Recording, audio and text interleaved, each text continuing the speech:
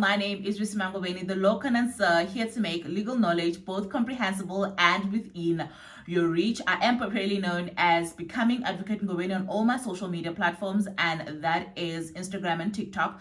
So please head over there and follow me as well. But before we go anywhere with this video, please ensure that you have subscribed and you hit the notification bell below. It is the very first episode of the first year law student varsity guide, and I am really quite excited about this because we are going to be posting one video per day until the 13th of January when your matric results come out. But we are preparing you guys to make sure that by the time those results come out, you know exactly what to do. Today's topic is how to prepare for law school as a first year law student. I do have 5 pointers that I wanted to talk about, and we're just going to head on over to the first one. Obviously, you haven't received an offer yet, or some have been provisionally accepted, and it is going to be confirmed as soon as your marks come out. So what do you do in this instance? How can you prepare yourself to be a BCom law student, a BA law student, an LLB student? Anyway, number one is familiarize yourself with your institution, right? You know the institution that you want to go to, you know the institutions that you have applied. If you've applied for universities, my advice for you would be, because you don't know which university is going to accept you or which is going to decline your application, familiarize yourself with all these institutions so that you are not shocked when you now have to go and study there. So how do you go about doing that? As young people, you spend majority of your times on your phone. So how about you use Google this time? Use Google for the right things, right? For career development things, which is basically go on your university website and get to learn more about the institution that you're going to find yourself in. You can read up about their history, all of those things, who's the vice chancellor, who's the dean of students, and all of that. And then more specifically, because you are going to find yourself at law school, then you go to the law school website, right? You need to find out who the head of school is, who your registrar is, and all that information. It is quite imperative because I think it really takes down the anxiety, because you get to understand the environment in which you're going to be in. You'll find out more about your law school, you'll find out about the lectures, you'll find out about basically where you're going to be spending majority of your time as a first year law student. You're going to find out where the library is, what is the name of the library, and so forth, right? And then it's going to happen that you now get your offer, right?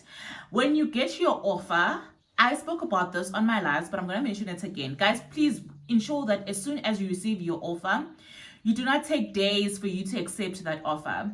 There's many students that are applying to be given a space just like you. So you don't want to take so long, and then it happens that they give you opportunity to somebody else. In some instances, you find that you get accepted in UP, but you know that you want to go to UCT, and then now you don't accept the offer from UCT, and then you don't accept the offer from UP, and then UCT just declines you, or there's no space. Then now you've also lost the UP offer. So my advice is that please learn how to act promptly. All right. And what that means is that as soon as you receive your offer, please accept the offer, and you can then withdraw at a later stage if you decide you want to go to a different institution. But don't lose your offer simply because you're waiting for the university that you would like to go to. That is just a bad idea. So you have received your offer. There's a thing that is called orientation week. Orientation week is very imperative because it familiarizes you with your institution, the culture, as well as where is what, right? The location. My advice is that attend orientation week. What orientation week is going to assist you with is going to show you what building is what where your library is, where you go to buy food, where you go to withdraw money. It's basically going to show you how to navigate the university space and where is what, right? So that is quite imperative. Please ensure that you attend orientation week. It's fun. You are going to have like a lot of entertainment that week, but also another thing is that you're going to meet people who are going to be your classmates while you do orientation week, because everyone is going to be there. You guys are all anxious, and you find someone who's also going to be doing LLB that is also attending orientation week. Then you can also form friendships and familiarize with yourself with people who are going to be going through the same journey as you. But one of the most important thing that I want to go into, which is going to be my second pointer, is the accommodation crisis, right? Accommodation is a very huge topic, especially in South African universities, because you do find that they cannot accommodate everybody, or the university is unable to provide accommodation for all the students that they've accepted. So to obviously fix this issue, there is off-campus accommodation, or accommodations that are not provided by the university, but they are close to the university. So my advice is, you have obviously, I hope you have applied for accommodation that is offered by your institution of choice. However, also make sure that you start Googling accommodations that are around, just in case you do not find space in or on campus, right? That is a very imperative one, guys. This is something that you need to fix, because you could find that there's a student that is coming from Eastern Cape, that is coming from Limpopo, that is coming from the Western Cape. You don't want to find yourself struggling with accommodation and you come from far. So have plan A, but also have plan B. That's what I'm mainly talking about. And when it comes to off-campus accommodation, what I would say is that please make sure that it is NSFAS accredited, or it is bursary accredited, in a sense that we know that NSFAS pays out late by now, right? We know that NSFAS pays out late. So you need to have a accommodation that is going to be willing to accept the fact that you have been accepted by NSFAS, and NSFAS will pay them at a later stage. Or you do have a bursary offer and you have signed a bursary agreement and they will pay them at a later stage. That is very imperative, guys, because you don't want to find an accommodation and then it happens that NSFAS pays late and then they chase you out. It's a very dehumanizing thing to go through, but a very stressful one. And I would say that ensure that whatever accommodation you pick, guys, like make sure it's NSFAS accredited. Make sure usually when you don't get a offer at the university, they'll have a list of off-campus accommodations that you can go to. You can look those out, and before you decide, make sure that it's NSFAS accredited, and make sure that it accepts bursary offers and things like that, and they can offer you accommodation until such a time that your bursary pays out, right? So that is the second one. And then the third one, which you can do when you're at home, is plan for your res life. And how do you go about doing that? You're not going to be wearing school uniform anymore, which means that you're going to need more clothing. You are going to maybe have to shop around. And my advice for that is that please find comfortable clothing. Comfortable clothing is really imperative, and the reason for that is because you are going to have to find yourself on East Campus and have to go to West Campus and have to, you're going to do a lot of walking, guys. So my advice is that please prioritize on having a comfortable techies, comfortable jeans and t-shirts, especially when you are going to be attending your classes. And then another thing that I could say that you must actually also try to invest in the wigs, guys. Hey, is expensive. So there's going to be bad hair days where you know what, in this bad hair day I'm late for my class, but at least I can pop on a wig and run straight to class than me trying to fix my hair and I'm late for class. So those would be the things that I'd say you must get. And also when it comes to stationery, please purchase stationery.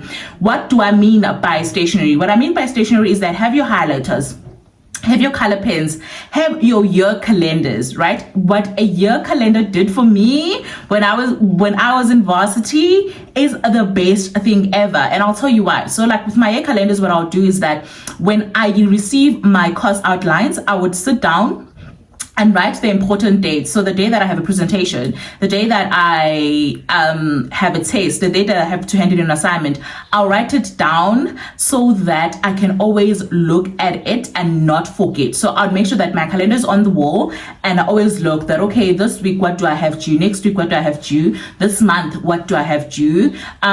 So purchase those things. You don't have to have the prescribed textbooks and things like that yet, but you can at least start preparing by making sure that you're good with stationery. And also when it comes to accommodation, I would say that please buy pots if you're going to be staying off campus, or if you're going to be staying at a safe catering place.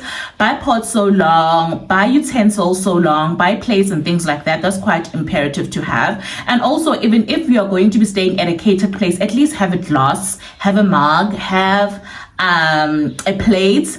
Those are essential things that you may need on a day-to-day. And also invest in those toiletries. We do know that, you know, in Black communities, our parents play stockful. Guys, I used to take mayonnaise, tomato sauce, noodles, all those things, and I would stock up on it. I would stock up. So if your parents did play stockful and there's going to be things that they have, like your tin fish, your bins, take those with you, okay? Take those with you. They are really going to assist you. It is really imperative to make sure that you are prepared and you are ready. So yeah, those are the essential things that I have to tell you guys in order to prepare so long while we wait for the matric results. I am going to be dropping a video every day until the 13th of January 2025. So do tune in tomorrow. There's going to be the next one, and tomorrow's video is basically things that I wish I knew before enrolling for my LLB. That's what I'm going to be sharing with you guys. I am on Instagram and I am on TikTok, so you can head on over there and ask me any other questions that you guys may actually have. Alternatively, comment on the video below if you've got a inquiry, or if something is not clear and you would like to find out more information about it. And yeah, I hope I covered everything. I hope everything makes a little bit of more sense, because yes, you are going to be a university student soon and you have to make sure that you're prepared. I always say that the more prepared you are, the less you are likely to fail. So I'm here to assist you guys in that journey. It is the first episode, so we are going to have more episodes to come. Like I said, tomorrow another video is going to go out, so please do share it with your friends who are in matric, who are going to be studying law, and their friends and their friends. But also, you don't have to be doing law, quite frankly, because when it comes to this particular episode, it applies to every student. I do think whether you're doing medicine, you should familiarize yourself with the institution. You should buy your clothes, you should buy stationery, you should fix accommodation issues. So this video can literally be watched by anyone. You will just obviously have to tailor it down to the course that you're going to be studying.